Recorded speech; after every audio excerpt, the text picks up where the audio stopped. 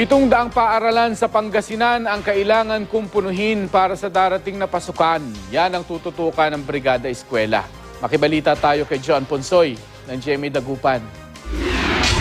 Kasado na ang Brigada Eskwela ng Department of Education para sa pasukan sa Hunyo. Sa monitoring ng DepEd Schools Division Office 1 ng Pangasinan, 700 paaralan ang nangangailangan ng repair. Kasama rito ang repainting ng mga classroom at pag-aayos ng mga upuan. Sa mga repair naman, every year naman tayo ginagawa kaya continuous naman. Year lang naman ang ginagawa nila, so slight lang naman siguro yung gagawin nila ngayon.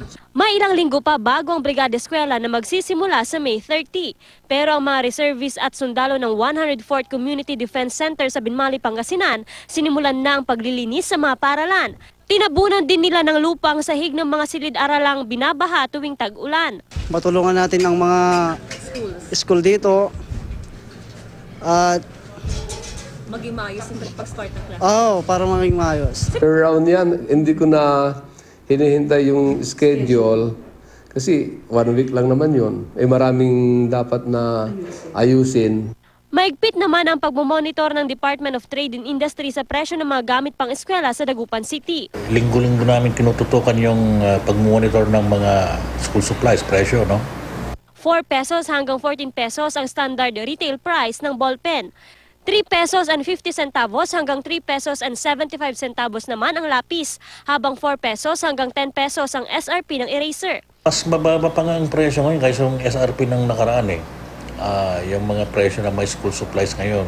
May mga maaga nang namimili ng mga gamit pang eskwela, gaya ni Aling Malu. Papasok na raw sa nursery ang anak niya. Rin, kung may pera ka ngayon, pwede nang bumili sana para may na, di ba? Minsan kasi pag rush, di ba, mas mahal minsan.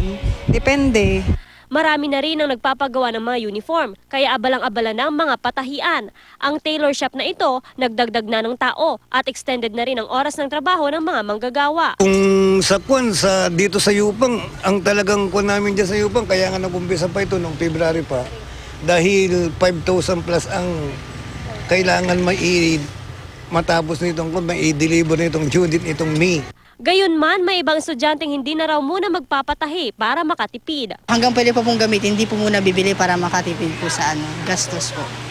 Opo. Joan Punsoy, Nagbabalita, Pilipinas.